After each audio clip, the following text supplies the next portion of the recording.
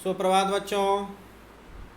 Modern English school के e learning कार्यक्रम में आप सभी विद्यार्थियों का हार्दिक स्वागत है। मैं विपुल कुमार सिंह, आपका हिंदी शिक्षक। इस वीडियो के माध्यम से आपके हिंदी पाठ्य पुस्तक वसंत भाग 3 के पाठ 6 है ना, क्या है, भगवान के डाकिए।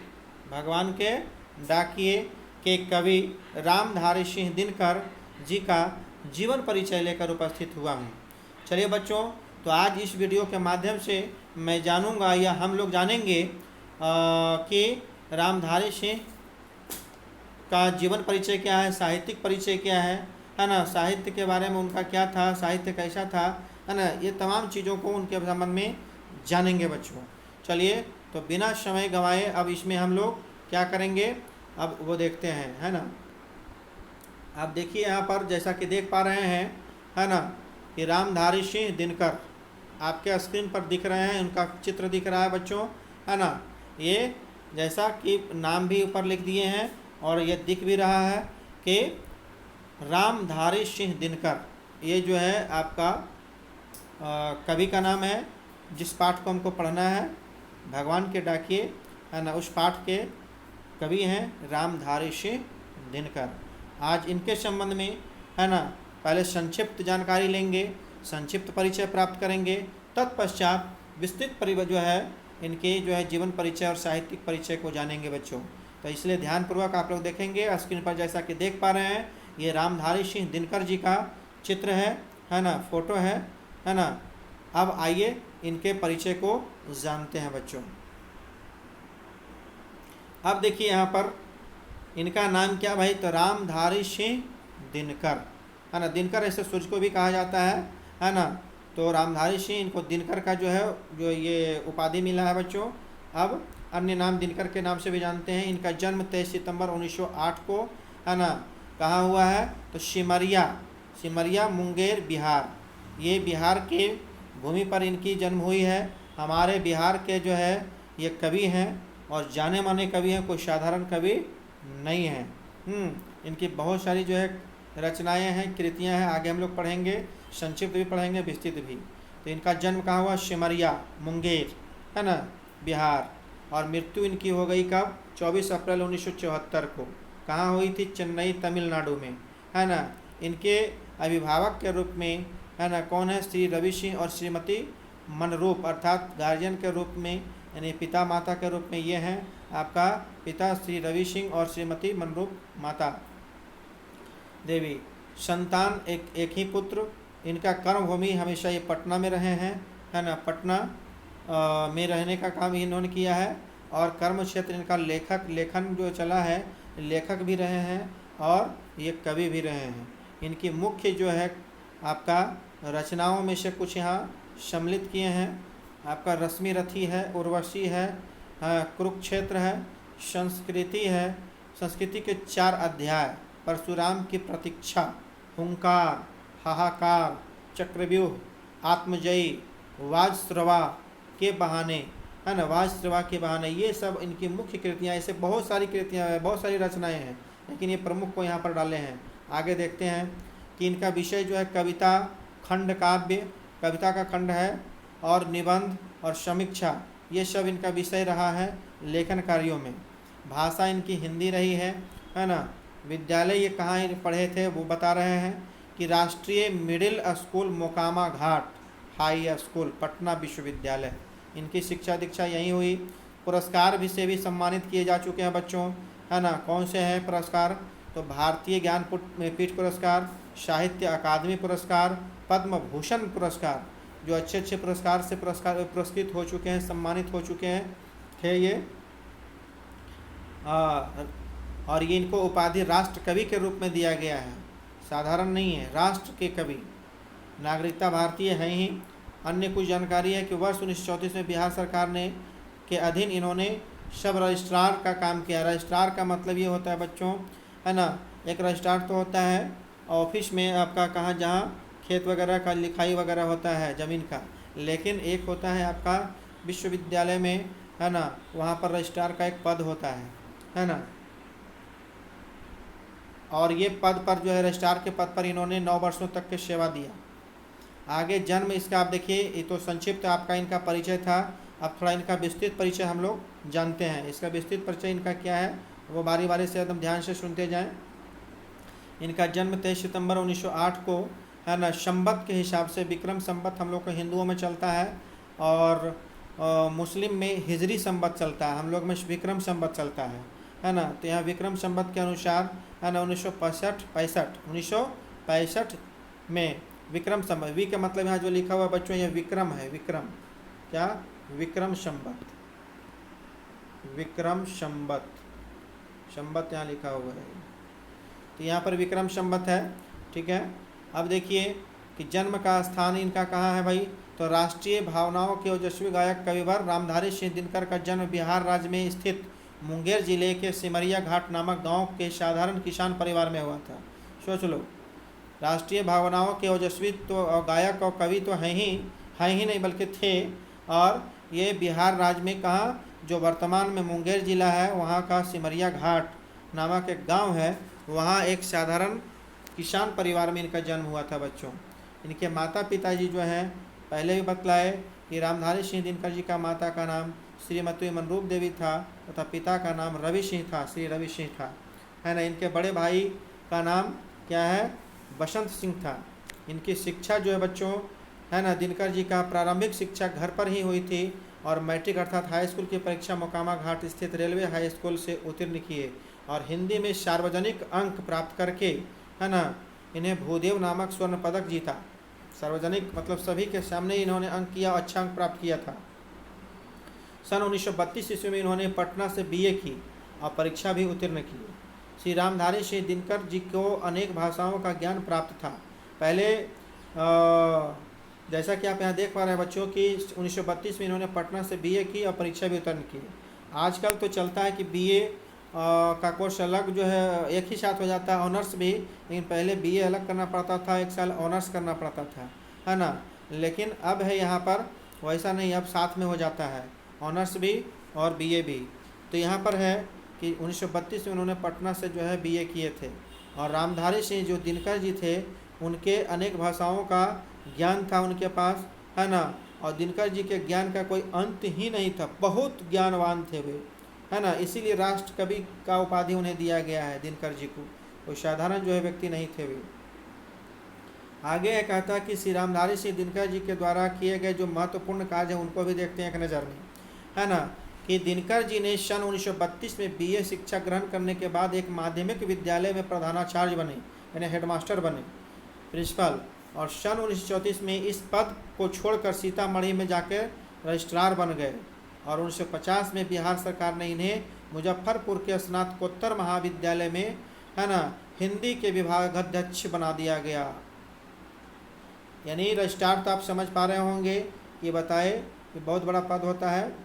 उसके बाद में 1950 में इन्होंने क्या, बिहार सरकार इनको क्या दिया, है ना, मुजफ्फरपुर के स्नातकोत्तर, स्नातकोत्तर का मतलब होता है जो एमए होता है ना, मास्टर ऑफ आर्ट्स जिसको बोलते हैं, उसको परा स्नातक भी बोलते हैं। क्या बोलते हैं, परा स्नातक, परा स्नातक, परा स्नातक किसको, स्नातकोत्तर को, एमए को जिसको बोलते हैं, इंग्लिश में एमए शॉर्ट फॉर्म है, उसको मास्टर ऑफ आर्ट्स कहा जाता है, कला विषय में उसको परा स्नातक भी कहा जाता है बच्चों। तो कहने का मतलब है कि मुजफ्फरपुर के स्नातकोत्तर महाविद्यालय, महाविद्यालय का मतलब कॉलेज होता है इंग्लिश में, है ना, तो वहाँ हिंदी के विभाग अध्यक्ष, माने हिंदी विभाग के मेन बनाया गया, अध्यक्ष बनाया गया। और फिर सन 1952 ईस्वी में, सन 1952 से 1963 तक ये राज्यसभा के सदस्य भी मनोनीत किए गए थे, राज्यसभा दिल्ली। सन 1964 के, है ना, ईस्वी के ये भागलपुर विश्वविद्यालय के कुलपति भी बन गए, है ना, कुलपति बने वहाँ वाइस चांसलर, तथा इन्हें केंद्रीय सरकार की हिंदी समिति का परामर्शदाता भी बनाया गया। हिंदी समिति का यानी केंद्रीय जो सरकार की, यानी केंद्र सरकार की हिंदी समिति जो थी उसका परामर्श देने वाले, उन्हें कि अपनी परामर्श देने के लिए समिति में इनको जो है रखा गया था। अब इनकी मृत्यु तो जानते ही हैं, अभी पहले बतलाया कि हिंदी साहित्य की अनवरत सेवा करते हुए 24 अप्रैल सन 1974 को मद्रास चेन्नई में इन्होंने जो है अपनी अंतिम सांस ली बच्चों, है ना। और इस तरह से कह सकते हैं कि साहित्यकाश का यह दिनकर यानी सूर्य सदा सदा के लिए अस्त हो गया। अब साहित्यिक परिचय इनका देखते हैं बच्चों क्या रहा है। तो कहता कि अपने राष्ट्रीय भाव से जनमानस की चेतना नई स्फूर्ति प्रदान करने वाले राष्ट्रीय कवि दिनकर जो है छायावादोत्तर काल के सर्वश्रेष्ठ कवि हैं। छायावादोत्तर मतलब छायावाद के आगे और उसके बाद उस समय का। छायावाद क्या होता है बच्चों? छायावाद में ये होता है कि जो प्रकृति से या प्रकृति के तत्वों को मान करके जो कवि है ना उसके संबंध में लिखा है ना, और उसको जो है आधार बना करके लिखते हैं और हम लोग को समझाने का प्रयास करते हैं, है ना। उसमें भी 4 प्रमुख हैं आपका, जयशंकर प्रसाद है, सूर्यकांत त्रिपाठी निराला है, आदि कई हैं इसमें, लेकिन 4 प्रमुख हैं, है ना। तो वो छायावाद, ये जो रामधारी सिंह दिनकर जो हैं छायावादोत्तर काल के सर्वश्रेष्ठ कवि हैं। छायावादोत्तर मतलब छायावाद के उत्तर माने आगे बाद का। इन्हें प्रगतिवादी कवियों में भी सर्वश्रेष्ठ माना जाता है। इसमें बच्चों आगे है कि दिनकर जी आधुनिक युग के ऐसे उदीयमान साहित्यकार हैं जिन्होंने बाल्यावस्था से अर्थात बचपन से ही लेकर वृद्धावस्था तक हिंदी साहित्य की अनवरत मतलब लगातार सतत सेवा की।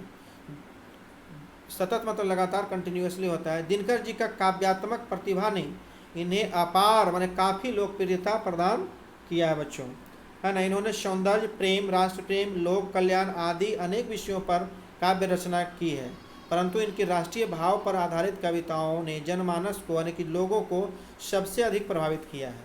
दिनकर जी के क्रांतिकारी कवि रूप में भी प्रतिष्ठा मिली है, क्रांतिकारी के रूप में भी।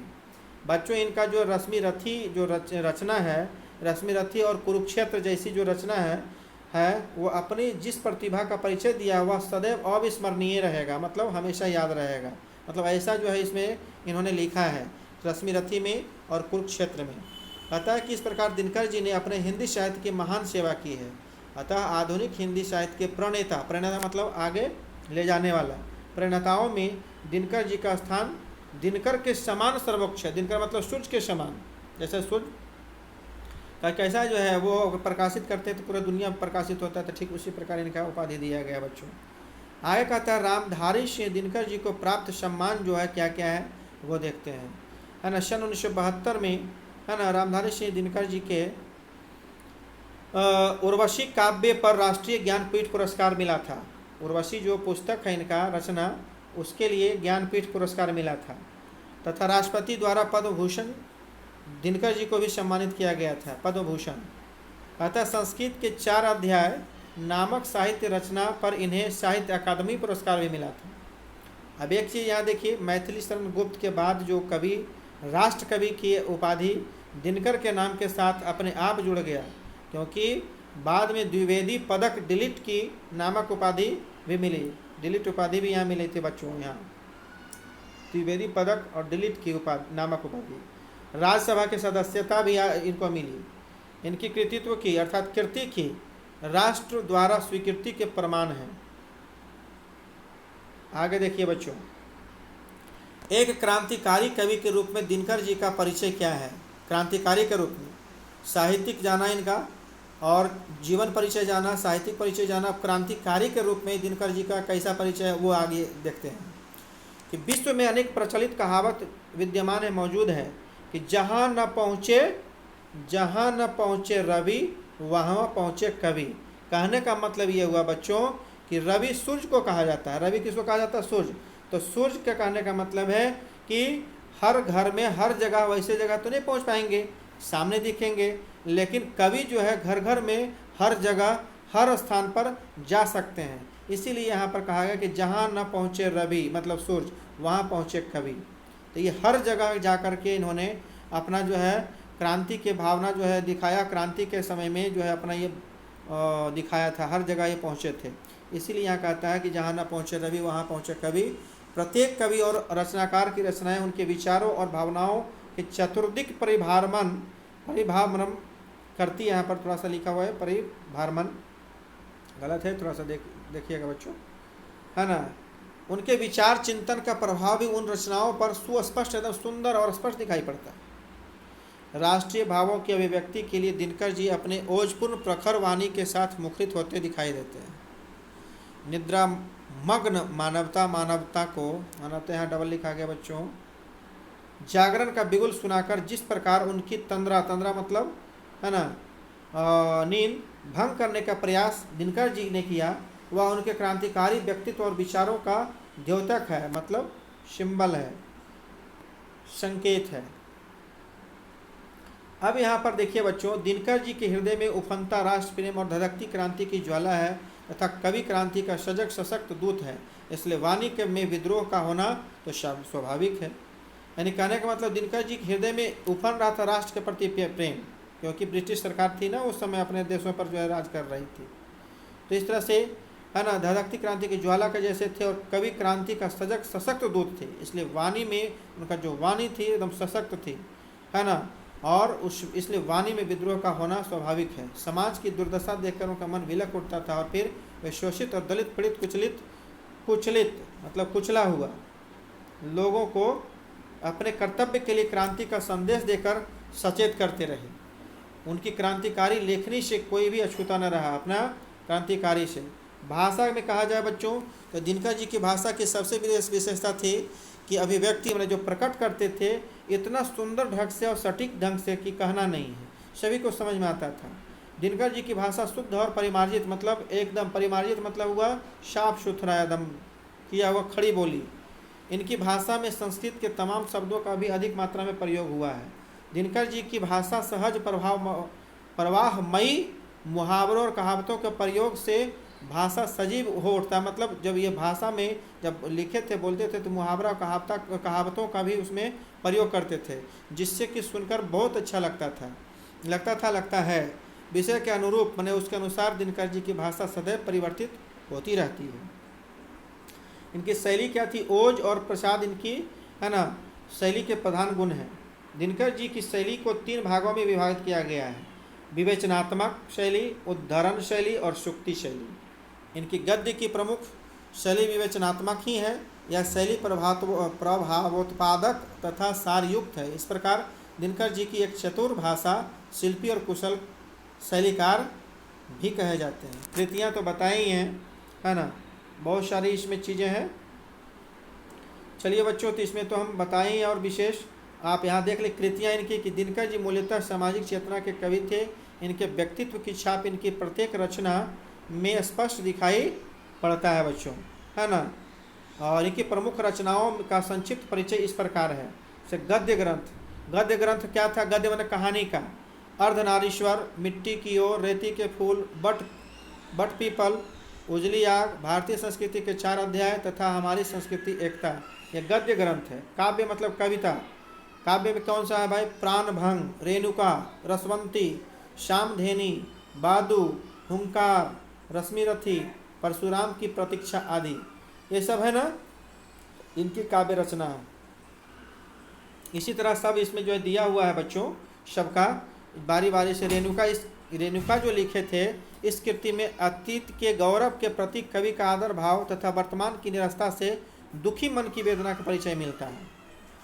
थोड़ा विस्तृत रूप में सबको लिखे हैं, लेकिन आप यहीं तक के रखें, है ना, इनकी कहना ही नहीं है बच्चों। इसको अगर यदि देखना है तो आप इस प्रकार से देख सकते हैं बारी बारी से। मैंने यहाँ पर आपका स्क्रीन पर शो कर दे रहा हूँ, है ना। सभी का अलग अलग है, सभी का यहाँ पर 1 मिनट, है ना। अब इस तरह से देखिए, बाल निबंध भी इनका है। इसमें कहता है बच्चों कि दिनकर जी के गद्य रचनाओं में उनका विराट ग्रंथ संस्कृति के 4 अध्याय, विराट मतलब विशाल मोटा। दिनकर जी की प्रथम कृति प्राणभंग है तथा अंतिम कृति हारे के हरि नाम है बच्चों, है ना। इस तरह से अब हिंदी साहित्य में स्थान इनका क्या है कि रामधारी सिंह दिनकर की गाना आधुनिक युग के सर्वश्रेष्ठ कवियों में की जाती है। हिंदी काव्य जगत में क्रांति, ओज और प्रेम के सर्जक के रूप में उनका योगदान सदैव स्मरणीय रहेगा, याद रहेगा। विशेष रूप से राष्ट्रीय चेतना एवं जागृति उत्पन्न करने वाले कवियों में उनका विशिष्ट स्थान है। राष्ट्रीय चेतना एवं जागृति उत्पन्न करने में दिनकर जी की सहृदय माने हृदय से कवि और कुशल गतिकार के रूप में साहित्य जगत में जाने जाते हैं। दिनकर जी भारतीय संस्कृति के रक्षक, क्रांतिकारी चिंतक अपने युग का प्रतिनिधित्व करने वाला अमर कवि और भारतीय जनजीवन के निर्भीक शंखनाद थे। जी, दिनकर जी की सबसे बड़ी विशेषता है उनका समय के साथ साथ निरंतर गतिशील रहना। यह उनके क्रांतिकारी व्यक्तित्व और ज्वलंत प्रतिभा का परिचायक है बच्चों। इन्होंने राष्ट्र की आशाओं आकांक्षाओं को सदा वाणी दी है, यानी हमेशा अपने वाणी के साथ इनको जो है इच्छा दी है और प्रेरित किया है। फलस्वरूप गुप्त जी, मैथिली शरण गुप्त की बात है कि के बाद जो यही राष्ट्र कवि पद के सच्चे अधिकारी बने और इन्हें युग चरण, राष्ट्रीय चेतना का वैतालिक और जन जागरण का अग्रदूत जैसे विशेषणों से भी विभूषित किया गया है, नाम दिया गया इनका। जी, क्या क्या दिया गया है ये देखिए, युग चरण, राष्ट्रीय चेतना का वैतालिक और जन जागरण का अग्रदूत, ये इनको विशेषण दिया गया, मतलब इससे जो है विशेषता इनको दिया गया कि ये विशेषताएं थी इनको और इन विशेषणों से इनको विभूषित किया गया है। चलिए बच्चों, तो इस वीडियो में इतना ही है ना। रामधारी सिंह दिनकर का संक्षिप्त व विस्तृत परिचय मैंने हम लोग जाना है ना। इसे आप अपनी उत्तर पुस्तिका में है ना क्या कहते हैं महत्वपूर्ण बिंदुओं को लिख लेंगे है ना। और यदि किसी भी वीडियो में आप लोग को दिक्कत है या वीडियो जो है आप लोग को नहीं मिल पाया है तो आप मेरे वीडियो को है ना यानी कि सब्सक्राइब करेंगे, उसमें सब्सक्राइब करने पर आपको सारे वीडियो मिल जाएंगे। चलिए बच्चों, तो आप लोग खुश रहें, स्वस्थ रहें, मन से पढ़ते रहें। धन्यवाद।